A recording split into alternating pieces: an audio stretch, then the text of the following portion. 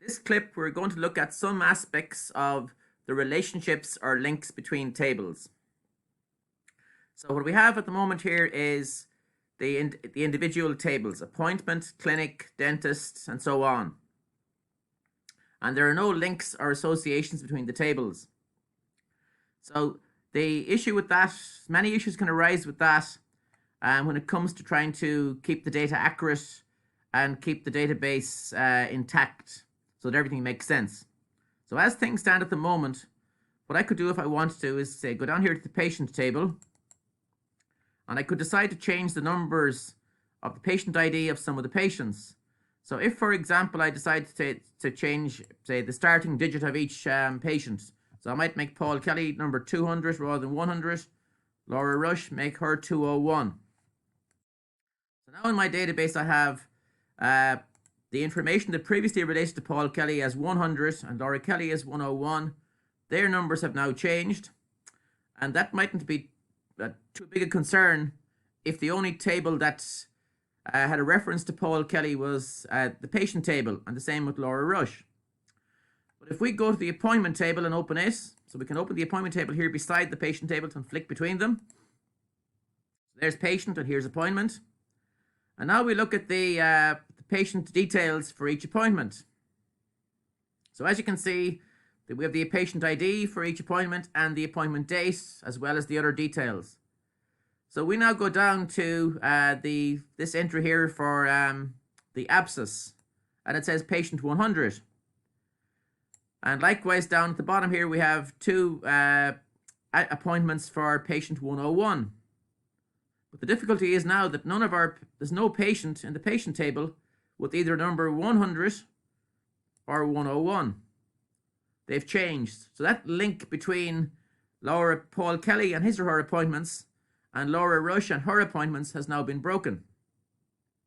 So the database shouldn't have allowed me to change Paul Kelly's ID number from 100 to 200 or Laura Rush's from 101 to 201. Because what's now happened really is these records for what used to be Laura Rush and the one up above here that was for Paul Kelly, they are now orphans.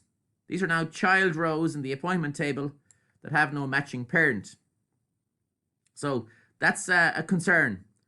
That isn't right, and your database will quickly fall out of, it'll fall apart unless the links between the tables are kind of properly built in a more solid way. They're very, well, they don't exist in this case. So there's effectively no link between the tables, even though there should be. So what we'll do for the moment is we'll leave those two errors as they are. We'll leave the numbers in the patient. We'll leave, go to click on the patient table again. We'll leave Paul Kelly at 200 and we'll leave Laura Rush at 201. So likewise, as well as, say, apart from changing the patient's number, the other way you could create trouble is if you came in and deleted the patient. So all I have to do here is to delete this particular entry for Jim Killeen. I'd need to just press delete record, and he's gone. So any appointments he might have are now left in limbo as well. He didn't have any appointments, in fact. So we'll say patient ID 105. So we'll go back to the patient table, choose patient 105, who's Lisa Harris. And if we were to delete Lisa Harris, there would be no, again, same as I demonstrated a moment ago, the rows in the appointment table wouldn't belong to anybody. So we'd have, for the same reasons as explained earlier, the relevant records would now be orphans. They'd be child records without any parent. So the importance of relationships in a database is all associated with these kind of examples. That as things stand, we can go into the patient table or the appointment table and start deleting records or start changing records, and suddenly the association that we understood a moment ago between those records is now broken or is now lost. Likewise, what I could do on the appointment table is I could go into any record I wished, and again I could change the details. So I could go down here to a record, and I could I'll make 103, I'll make it 203, and this 106, I'll make it 206. So again, if I leave the data like that, we have the same problem. We have an entry here which says patient ID 206. Look back at the patient table.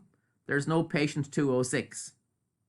So the purpose of relationships between tables is to ensure the kind of problems I've highlighted here are avoided. And if we avoid those problems, then we can have we can place more reliance on the integrity and the accuracy of the data in our database. So that's a preliminary look at the issues that will arise and the problems that will emerge if we don't build relationships between the tables. So to build relationships between tables, you'll be going to database tools and clicking on the relationships button, and that will kickstart that process. So we'll start that in the next clip. So that's the end of this current clip. So I'm going to save the table and close the two tables before I proceed any further. So the next clip, I said, we'll go into the table relationships.